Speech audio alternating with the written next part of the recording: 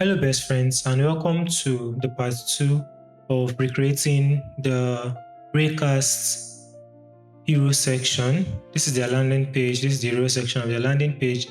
And in part one, we're able to recreate this. And in part two, we're going to be adding the background. So the background is actually a video on their own background or on their own website, right? But here we're going to be recreating what we can see here. So let's quickly dive right into it and start creating. All right, right here in Figma, the first thing you have to do before recreating any design is to always analyze. So looking at this, you can see that this has 1, 2, 3, I think around 10 rectangles. And you can see that each rectangle has a color and there's kind of like a circle inside of it, and I'll show you how to achieve that. So let's quickly do that. So the first thing we need is the rectangle. So I'm going to hit R on my keyboard, or I can come to my toolbar here and select rectangle, and I'm going to click and drag. So the size of my rectangle, that's the width, I would use 112 for the width. Then for the height, I think I can basically use any height. For now, let's keep it at this. Then the next thing we need to do is to also duplicate this rectangle.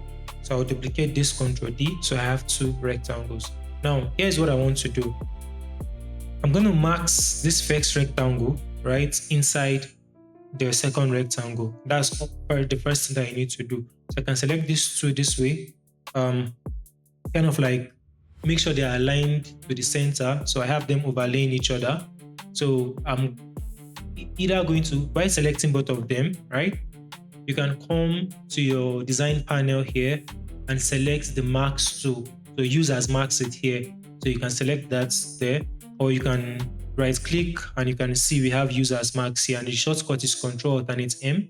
So I can click on that. Now this means that what I have maxed this rectangle, that's rectangle 1. Let me rename it Ctrl R. So let me say rectangle 1 or number 1, and this one Ctrl R, I'll name it as the max, right? So I have kind of like maxed this rectangle inside this max. What that does is, if I move the rectangle 1 around, you can see it's kind of like it is inside that max, that's the max rectangle. So that's what we want to achieve. Let me align this to the center, align this also to the center horizontally and both vertical. That's alternate V, alternate H. So after doing that, I need a circle. So I'm going to click on O, or come to my toolbar and select ellipse tool here, and I'll drag a circle this way. So this is my circle. So this circle also, on my layer panel, I can click and move it inside the max, just to show you that you can move it inside the max. Now let me give my circle a color. So the circle, I'm going to use the color that I've been using. That's the color that I used here. Now, after doing that, the next thing you need to do is to take this circle to the back, so it's behind the rectangle. So you can see we have a rectangle layer at the top and we have the circle at the bottom there. So I'll bring this rectangle to the top. Now, on this our rectangle, that's where we're going to add all these effects. Zooming into this, you can see we have a texture effect and we have a glass effect. So to achieve this, the next thing we're going to do is I'm going to select this rectangle, right? I'm going to go to under my design panel and scroll to the bottom. You can see there's a section called effects, or click on plus and select the first effect I want to add is the glass effect. So this is the glass effect. The glass has been added here. Now for the glass effect, I would want to change the light direction to this. So let's say 116 pixels. Then for the refraction, I'm going to increase it all the way up. Then for the depth, I'm also going to increase it all the way up. Then for the dispersion, I'm also going to increase that to say 94. Then for the frost, I'm going to take, let's say, around 40. Yeah. Then for the display, I'm going to take this up to 100. So you can see we're already getting that effect that we have here. That's the same kind of effect here. Now the next thing you need to add to this rectangle is another effect. So add another effect. In Figma, you can see we have a texture effect here. So I'm going to add what? A texture effect. Now for the texture effect, I'm going to make sure that the texture effect actually shows up well. So you can see here we have a lot of texture here. So let's say I'm going to take the X direction to, let's say, 4. So I'll use, or let me say 3.5. Then for the radius, I'm going to take this to around 18 pixels. So you can see I have that effect here. Then I'll make sure that it is clipped to the shape. So what this does is, you can see it clips that around the shape. So let me do this way. Then lastly, for our color of the rectangle, you can see we have a fill color here.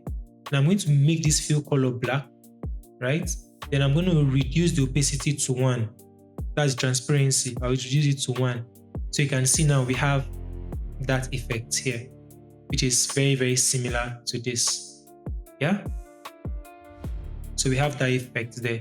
So you can still kind of like maybe update the glass, maybe you want something this way, you can reduce this. That's the frost.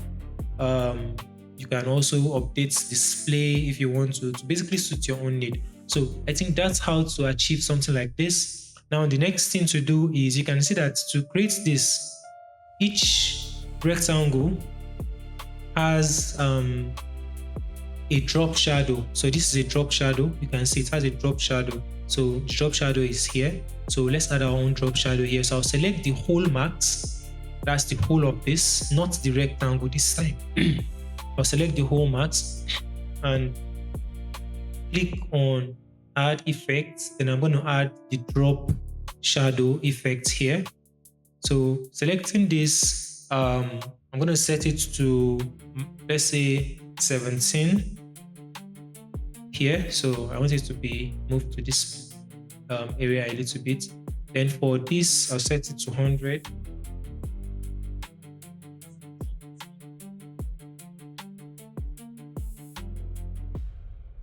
I'll set this to 100. I'll set this to 17. Yeah. Then I'm going to set this to, say, around 32 pixels. Then I'll add a blur, right? So let's say a blur of 24 pixels. And I think that's pretty much it. This is good to go. Yeah.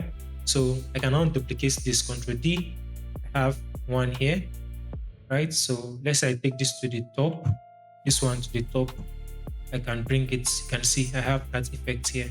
So let's say to the top here. So I can also duplicate this, Ctrl D, bring it this way, and keep duplicating.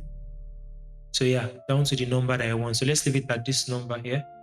Now next, in order to achieve that effect, you have to be moving the circles around inside each max.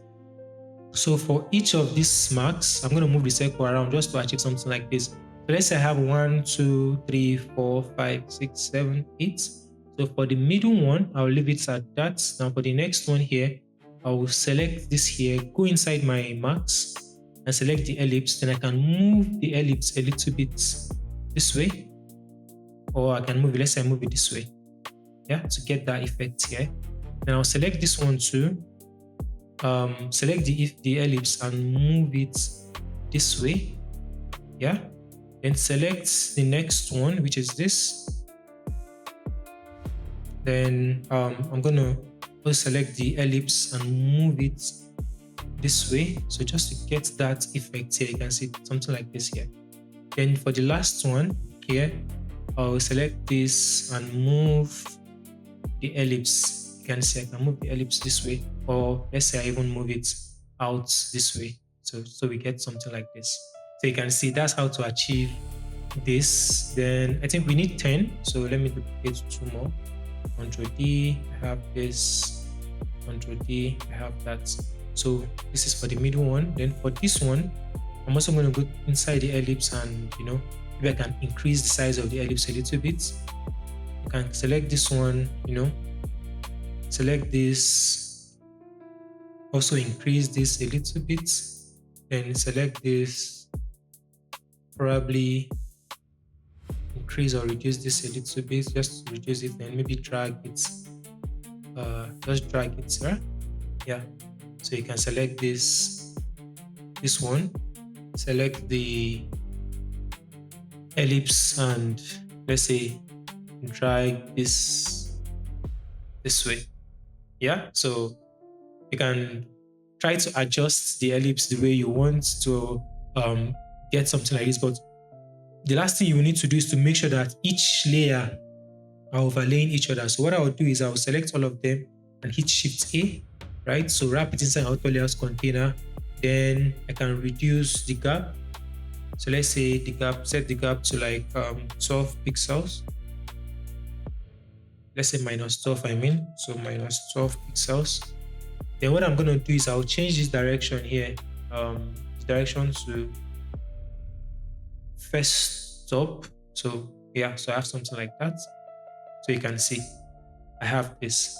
So I can take this right now and say place it inside here and take it to the bottom here. I'm going to take it to the bottom, Ctrl X, and place it inside this our device, Ctrl V, to paste it inside. So I'll take it to the bottom, so you can see it at the bottom there. Now I can hit K on my keyboard to kind of increase this. Then I can rotate it this way a little bit. Let's say this. And I'm holding Shift on my keyboard to get that perfect rotate. So let's say I have something like this. Then I can drop it there. Now to get this other effect here, right? So you can see if you zoom in closely, to get that effect, they also marks this inside another ellipse. So it means that what is an ellipse here, I'm going to draw the ellipse. So hit O on my keyboard and draw another ellipse, a big ellipse here, a very big ellipse. But let me reduce this a little bit. Let me take it to the bottom. So that ellipse, I've taken it to the bottom. Then I can take this a little bit to the top. Yeah. So that ellipse right now, I will select that ellipse and my frame, that's the background, which is this, and I'll max all of them together. So Control and its M, that's the shortcut. So you can see I've maxed them together. Now, to get that effect here, that all of these are not showing, you can see these are not showing, right? On this part, these are not showing. What we do is we select the ellipse and click on the ellipse and also add what? Change the fill to what? To a gradient fill. That's that. Then I'll change that gradient fill to a from linear to radial, which is this. Now for this value, which is this one, I'll reduce the opacity to 0 so that I get that fill, right? Then I can drag this a little bit here.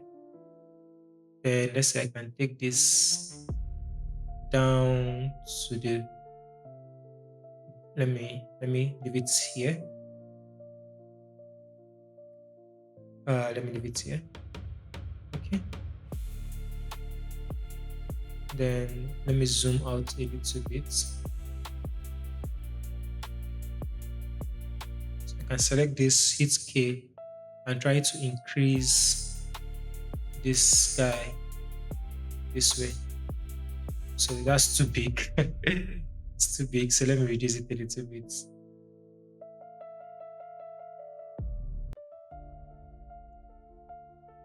Let me reduce it a little bit. I think this is good. Yeah, so I can also click here. Let me scroll down and also select that ellipse and reduce this a little bit. Let's say I reduce it from this side. Let me use V to my normal select to. Let's say I want something like this. But let me just align it to the center this way. Yeah.